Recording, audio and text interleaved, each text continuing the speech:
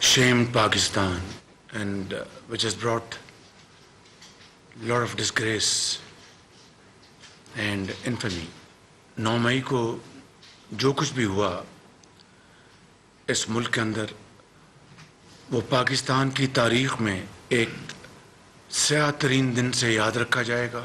वो एक इंतहाई अलमनाक दिन था जिसने पाकिस्तान में करोड़ों पाकिस्तानियों में उनको गमगीन कर गया और अवाम, माएँ, बहनें, बुज़ुर्ग, जवान, फ़ौजी, सियासतदान, डॉक्टर, इंजीनियर्स, बच्चे, स्टूडेंट्स, टीचर्स, मज़दूर इंतहाई गम और गुस्से की सूरत हाल में ये दिन गुजारे।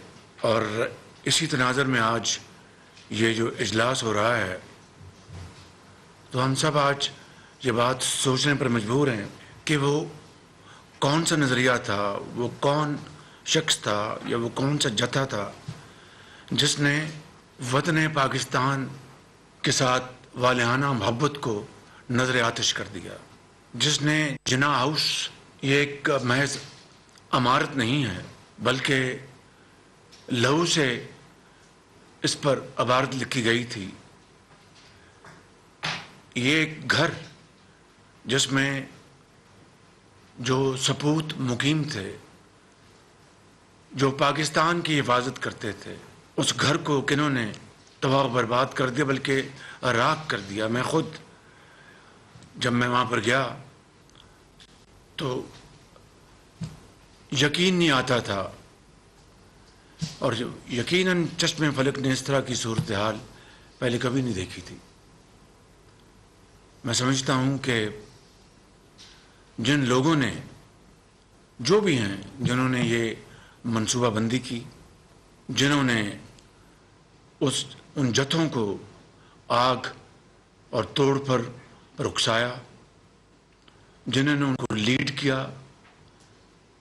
और जिन्होंने ये तबाहकुन कार्रवाइयाँ की, वो यकीनन दहशतगर्दी के तो ज़ुमरे में आते हैं, लेकिन पाकिस्तान के असली दुश्मन ने 75 साल में वो ऐसे घिनौने काम करने में वो कामयाब नहीं हुआ जो कि ये जथा कामयाब हो गया, और जिसकी जितनी भी मजम्मत की जाए वो कम है,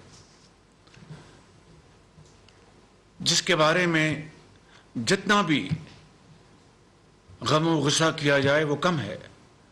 इसलिए कि चाहे वो 65 की जंग हो, चाहे वो ज़रब अज़ब हो,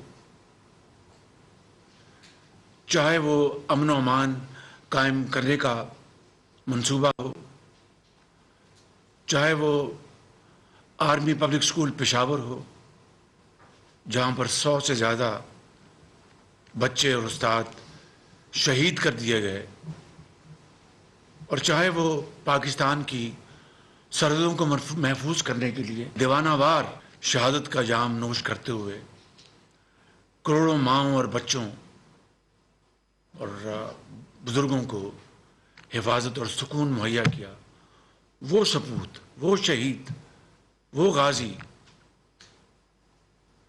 उनकी बेहरुमती की गई, उनके घरों में बलवे किए गए, GHQ की तरफ रुख किया गया, मियांवाली के एयर बेस की तरफ रुख किया गया, ISI के जो दफ्तर है फैसलाबाद में उसकी तरफ रुख किया गया, और इस तरह जो FC स्कूल है वहाँ पर तबाही की गई।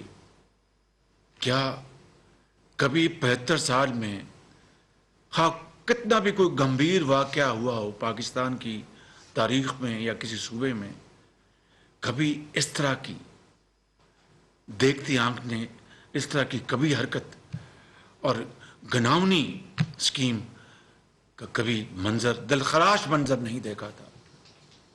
तो मैं समझता हूँ कि आज हम ऐसे मौके के ऊपर यहाँ बैठे हैं कि हमें इस सारी सूरत हाल का ہمیں جائزہ لینا ہوگا.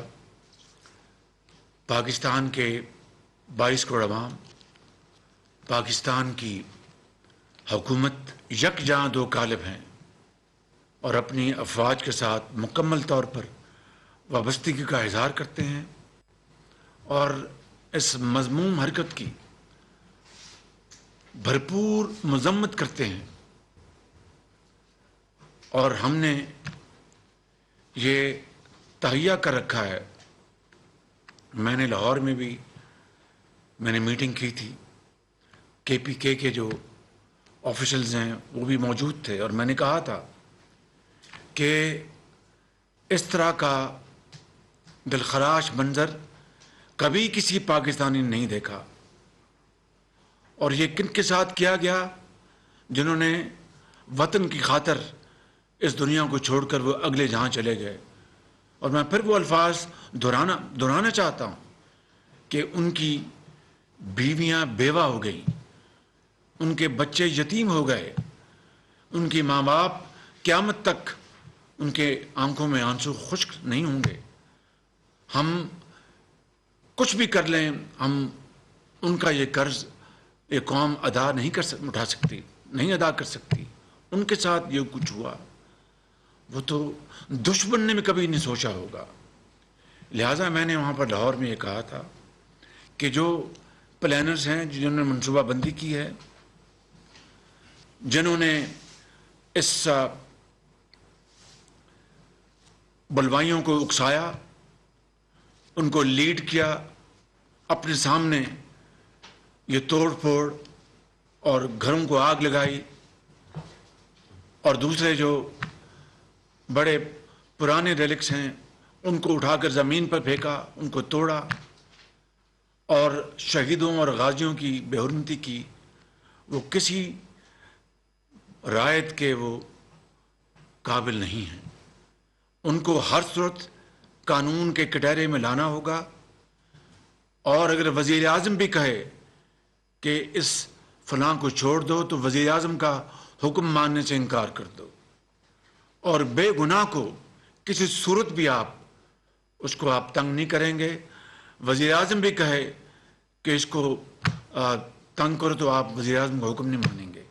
یہ پیمانہ، یہ یارڈ سٹک میں نے دیا، اور 72 گھنٹے کی میں نے ان کو باقاعدہ ایک ٹائم لمٹ دی کہ اس کے اندر آپ سب کو گرفتار کر کے ان کے مقدمات درج کرائیں گے. مجھے یاد ہے 7/7 کو میں لندن میں تھا اور وہ میرے سامنے واقعہ ہوا تھا.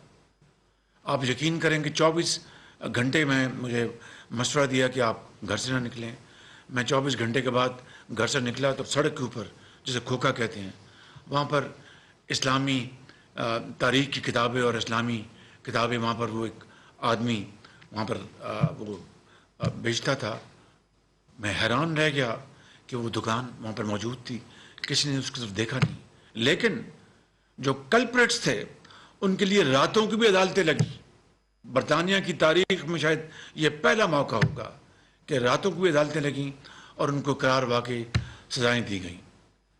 اگر آج ہم نے اس لمحے کو تاریخ اور عوام اور ملک کے 22 کروڑ عوام یہ پکار کر یہ مطالبہ ان کا ہے کہ جو بے گناہ ہیں ان کو ہاتھ نہ لگایا جائے، جو گناہ گار ہیں کسی بھی حوالے سے ان کو قرار واقعی سزا ملے گی، تو پھر رہتی دنیا تک آئندہ اس طرح کا واقعہ دوبارہ رونما نہیں ہوگا اور پاکستان کی طرف پھر کوئی میلی آنکھ سے نہیں دیکھے گا. میں سمجھتا ہوں کہ آج یہ قومی سلامتی نیشنل سیکورٹی کمیٹی کا یہ اجلاس اپنی افواج پاکستان کے ساتھ بھرپور وابستگی کا اظہار کرتا ہے، ان تمام واقعات کی شدید مذمت کرتا ہے اور قانون اور آئین کے مطابق قانون اپنا راستہ اپنائے گا.